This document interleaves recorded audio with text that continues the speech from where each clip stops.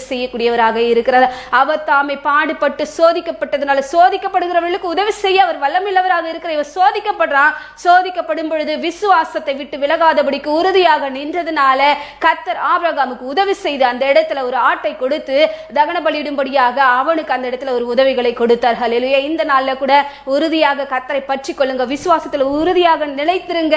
தேவன் உங்களுக்கு உதவி செய்ய அவர் வல்லமில்லவராக இருக்க. சோதிக்கப்படும் பொழுது சோர்ந்து போயிட்டு கவலைகளோடு கண்ணீரோடு பிரச்சனையோடு அப்படியே ஒரு வாழ்க்கை வாழ்ந்து கொண்டுட்டு விதி வந்தா அவ்வளவுதான், நானும் என்ன பண்ணிட்டு போறேன், செத்து போயிட்டு போறேன்னு சொல்லிட்டு அப்படியே உங்களுடைய வாழ்க்கையின் ஓட்டத்தை ஓடாதபடிக்கு விசுவாசத்துல நிலைத்திருக்கக்கூடியவர்களாக விசுவாசத்தை துவக்கிறவராகிய இயேசுவை நோக்கி நமக்கு நியமித்திருக்கிற ஓட்டத்துல பொறுமையோட ஓடுங்க. சோதனை வருதா, பாடுகள் வருதா, சகிக்கக்கூடிய ஒரு பலனை எனக்கு கொடுங்க ஆண்டவரே, அதை தாங்கக்கூடிய ஆண்டவரே ஒரு கிருபை எனக்கு தாரும் என்று சொல்லி அதை விசுவாசத்துல நீங்க தொடர்ந்து ஓடும் பொழுது கர்த்தரின் கரம் உங்களோடு இருக்குங்க.